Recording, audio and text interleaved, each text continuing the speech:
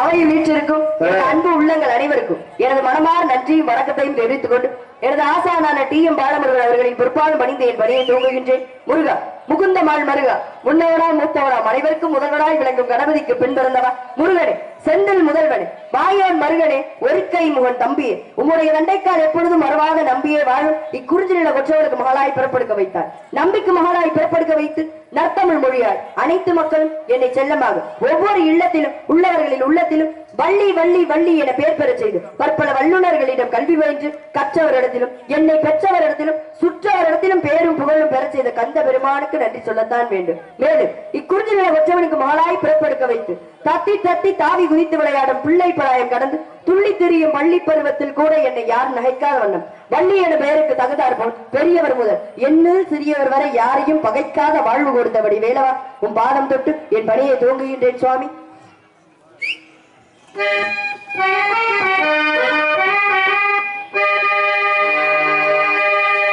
அழகான பழனிமலை ஆண்டவா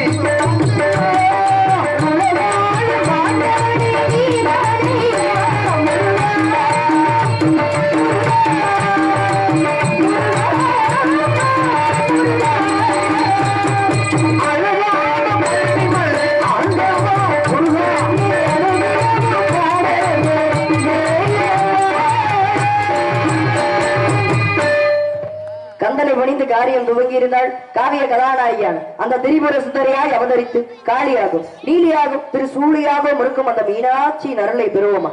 எப்பேற்பட்டவள் மீனாட்சி அப்படின்னா வலது காலம் முன்னாடி வச்சுதான் நிப்பாள் அம்மா. ஏன் என்ன காரணம் அப்படின்னா பக்தர்கள் கூப்பிடக்கூடிய குரலுக்கு வரணும் அப்படின்னு சொல்லி ஆயத்தமாய் நிப்பாளா. எத்தனையோ பறவைகள் இருக்க, கிளிய மட்டும் தன் தோல் பட்டையில வச்சிருக்க. என்ன காரணம் அப்படின்னா கிளி மட்டும் தான் சொன்னதையே சொல்லுமா. அப்ப பக்தர்கள் வேண்டக்கூடியத மீனாட்சியின் காரணம் சொல்லிக்கிட்டே இருக்குமா. அவங்க அதை கேட்டாங்களே நிறைவேற்றிட்டியா, அதை கேட்டாங்களே நிறைவேற்றியான்னு மீனாட்சியின் காரணம் கிளியாகப்பட்டது சொல்லிக்கிட்டே இருக்குமா. அம்மா மட்டும் 64 ஆய கலைகளையும் கற்கல, அம்மா கையில வச்சிருக்க அந்த கிளி கூட 64 ஆய கலைகளையும் கற்றது. அப்பேற்பட்ட மீனாட்சியினர் நம்மளுக்கு எல்லாம் பரிபூர்ணமா வேணும் இல்லையா.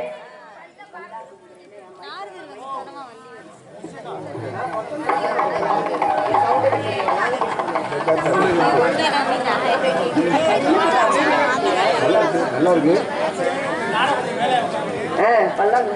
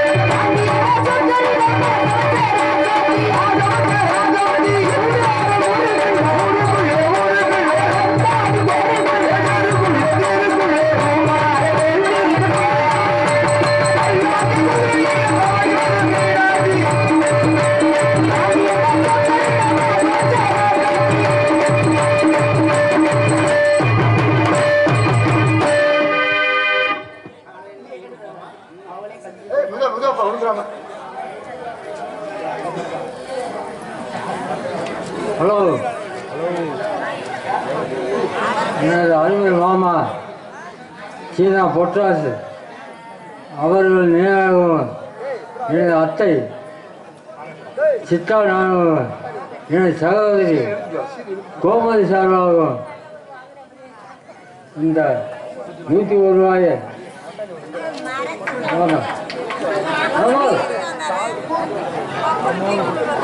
சகோதரிக்கு 101 ரூபாயை அன்பளி கொடுக்குறேன். சரியான சகோதரிப்பா.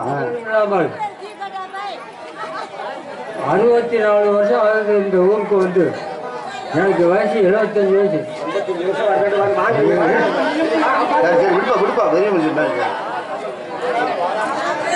அன்பளிப்பு கொடுத்த அன்பு உள்ளத்திற்கு நன்றி, நன்றி கடந்த வணக்கம். நன்றி நன்றி நன்றி. ஆர்வத்துல சகோதரி மாதிரி தெரிஞ்சிருக்க ஒரு கண்ணுக்கு கருப்பு அப்படி உள்ள இருக்காரு. அது அதனாலதான்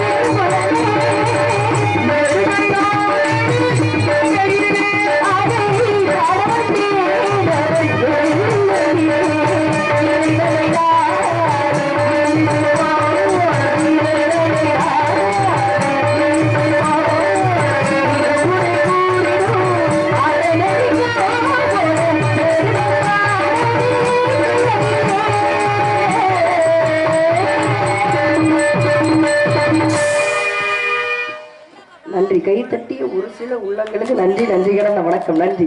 முல்லை குறிஞ்சி மருதம் நெய்தல் பாறை பிரைமரத்தில் குறிஞ்சி நிலத்தில் ஆட்சி புரியும் எனது தந்தையின் பெயர் நம்பிராஜ், தாயார் பெயர் நங்கை மோகினி, எமது பெயர் வள்ளி. எனக்கு உடன்பிறவாத சகோதரர் 7 பேர், 7மே ஆண் பிள்ளைனால மீனாட்சி போல ஒரு பெண் பிள்ளை இல்லை என்று எங்க அப்பாவுக்கு ரொம்ப நாளா வருத்தம். அப்படி வருத்தப்பட்டு இருக்கும் போது வள்ளி கிழங்கு தோன்றும் பள்ளத்திலிருந்து எடுத்து வந்து என்னை ரொம்ப செல்லமாக சீரும் சிறப்புடன் வளர்த்து வருகிறார். பெண் பிள்ளை பிறந்தால் காவலுக்கு அனுப்புவதாக அப்பாவோட வேண்டுதல். அந்த வேண்டுதலுக்கு இணங்க இன்று நான் காவல் புரிய வந்திருக்கேன். என்னுடன் என் உயிர் தோழி ஒருத்தி வந்திருக்கா. அதை விட ஒரு பேரழகி ஒருத்தி வரப்போறான்னு நினைக்கிறேன். இல்லையா? இல்ல பேரழகி வரல. ஆமா பேரழகே எங்க அண்ணன் இருக்கட்டும். அதுக்கு முன்னாடி என் சொந்த மனதுல மனசுல என்ன இருக்குன்னு சொல்லணும். யாரை நினைச்சுக்கிட்டு இருக்கேன்? கந்தனை, கடம்பனை, கார்த்திகேயனை, கதிர்வேணி, சண்முகனை, சரவணி, அந்த முகனை, 6 முகனை, பால முருகனை நினைச்சு உருகி கொண்டிருக்கேன். எங்க வருவனான்றாரு, காட்சி தருவனான்றாரு. இருந்தாலும் மனசு எப்படி ஆறுதல் படுத்திக் கொள்றது? எம்பெருமான் முருகப்பெருமான் அவரை பத்தி பேசிக்கிட்டு இருக்கும் போது பாடிட்டு இருக்கும் போது இந்த கூட்டத்தில் என்ன எங்கேயாச்சும் இருந்து மறைஞ்சிருந்து பார்த்துட்டு இருப்பாரு அப்படின்னு சொல்லி அவருக்காக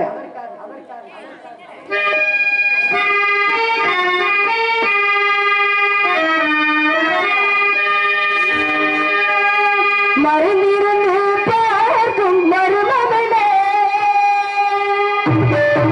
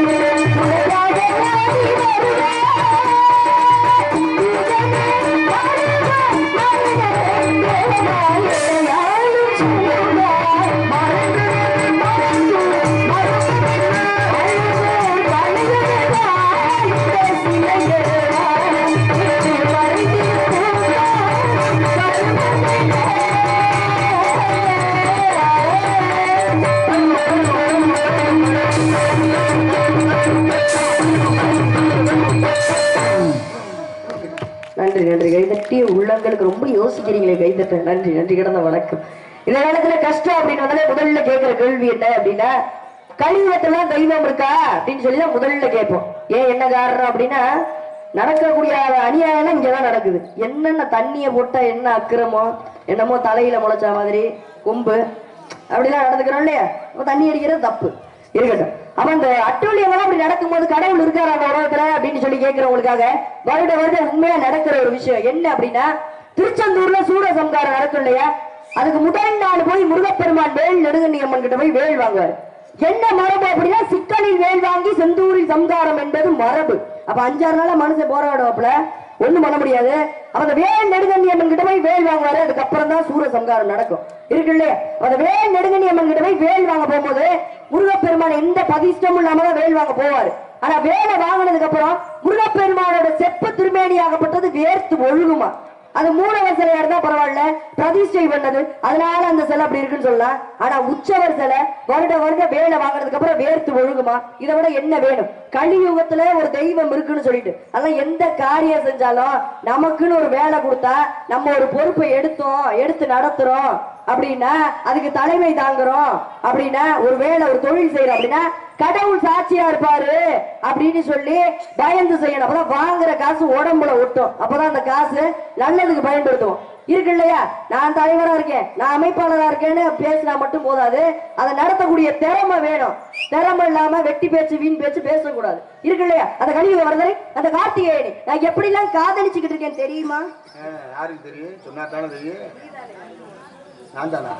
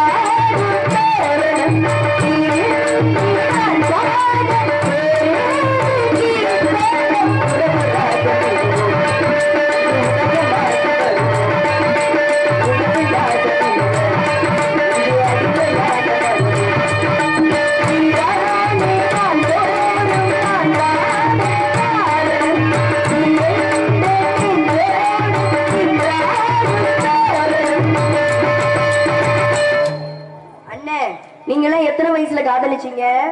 எனக்கு அதை பத்தி என்னன்னே தெரியாதுமா எனக்கு. தங்க சொல்லுங்க தங்கச்சி. யாருக்குமே தெரியாதா காதலை பத்தி? நான் சொல்லவா? நான் எப்ப காதலிச்சேன் தெரியுமா? எனக்கு 5 வயது அரியா பருவத்து எனக்கு வாழ்வு வருவே என்று வரம் கொடுத்த அந்த பாட்டி வேலனை 5 வயசுல இருந்து காதலிச்சுக்கிட்டு இருக்கேன்.